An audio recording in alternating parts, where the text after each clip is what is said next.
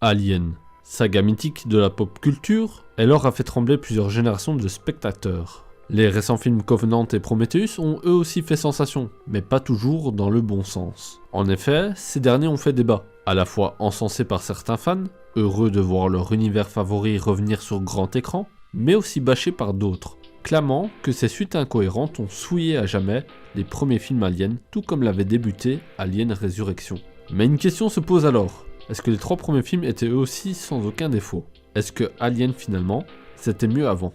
Salut à tous et à toutes, c'est Endo, et ensemble, film par film, nous allons décortiquer les incohérences des premiers films Alien. Alien 1, les erreurs de débutants. Alien le 8e passager, chef-d'œuvre mêlant l'horreur et la science-fiction, avec son xénomorphe oppressant et évoluant dans un environnement à huis clos, est la première pierre du succès de cet univers. Pourtant, avec du recul, toute l'intrigue repose sur des erreurs de débutants.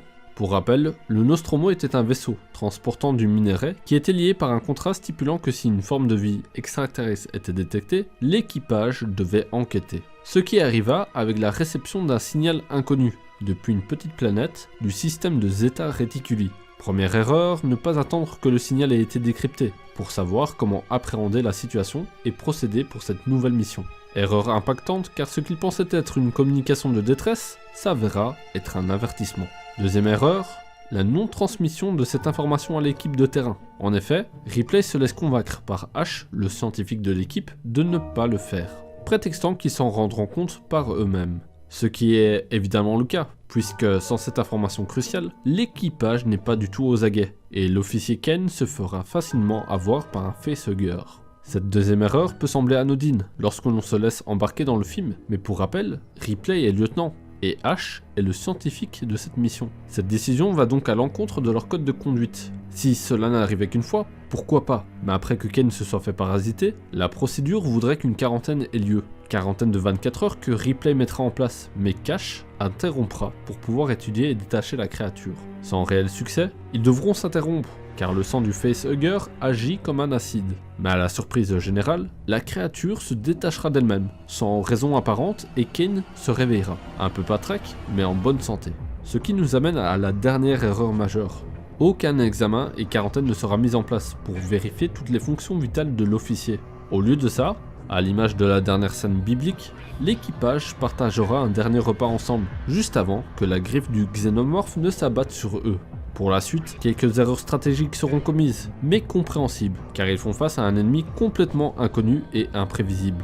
Alors que les événements antérieurs auraient pu certainement être évités si une procédure méthodique avait été suivie.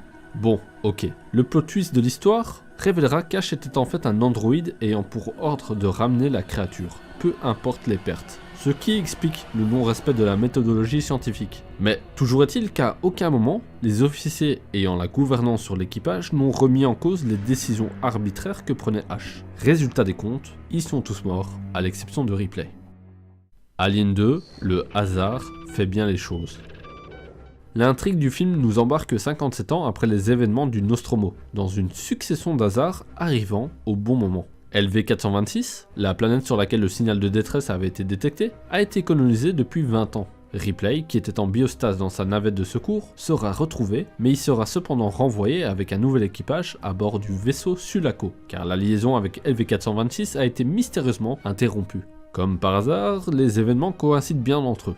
Arrivé sur place, on se rend compte que la station était le terrain d'affrontement, sans qu'aucun corps n'y soit présent. Grâce à un capteur, on découvre que les colons seraient au niveau du processeur atmosphérique, endroit dans lequel on ne peut utiliser les armes à feu, sous risque de créer une réaction thermonucléaire. Comme par hasard. Mais des colons, il n'en reste en fait que des cadavres parasités pour agrandir la colonie des xénomorphes. Et ces derniers tombent sur l'équipage, qui se retrouve très vite dans un état bien pire que les colons qu'ils étaient venus secourir, forçant Ripley et les autres à battre en retraite vers le Sulaco. Sauf que, devinez quoi? Eh bien oui, les aliens ont pris le contrôle du vaisseau, obligeant les survivants à se barricader dans la station. Bien protégés et voulant attendre la prochaine équipe de secours, c'est alors que, contre toute attente ou pas, qu'on apprend que le réacteur nucléaire du processeur atmosphérique va exploser, contraignant l'équipage à sortir de leur forteresse. Péripétie après péripétie, le dernier gros hasard du film sera que la reine alien aime prendre l'ascenseur et s'accrocher au vaisseau, lui permettant de poursuivre Ripley. Le hasard fait décidément bien les choses.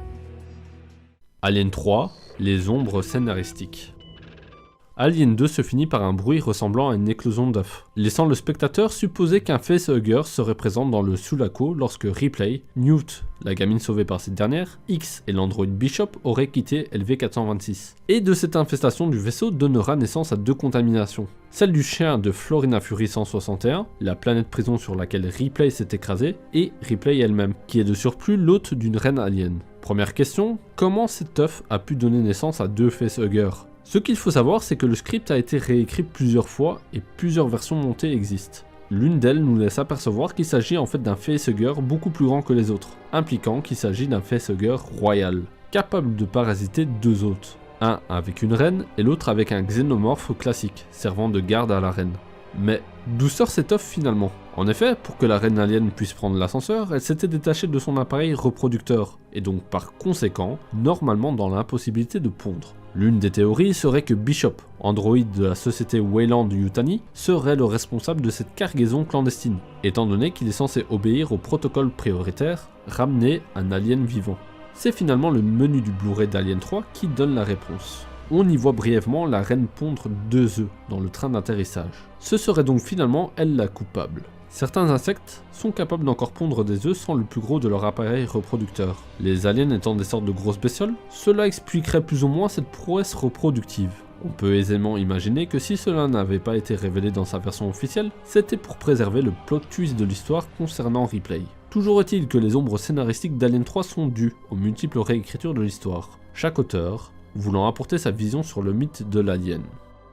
Alors finalement, Alien, c'était mieux avant ? Il est vrai que les 3 premiers opus possèdent leurs défauts, mais ce qu'ils ont créé en font des piliers quasi inébranlables, appréciés de la majorité des fans.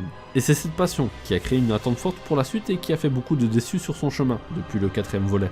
Il est vrai que les suites souffrent de certains défauts, mais elles ont le mérite d'exister, de créer de nouveaux débats et de continuer à faire vivre la licence dans le cœur des fans. Et à mes yeux, cela reste un signal fort qu'il ne faut pas ignorer. À l'image du Nostromo, qui pour notre plus grand plaisir n'est pas passé à côté du signal d'LV-426. Voilà, c'est donc la fin de cette vidéo. J'espère que cet épisode vous aura plu. Si c'est le cas, comme d'habitude, pour soutenir mon travail, le commentaire, le like, l'abonnement et la cloche de l'amour. C'est tout pour moi pour aujourd'hui, c'était Endo, ciao.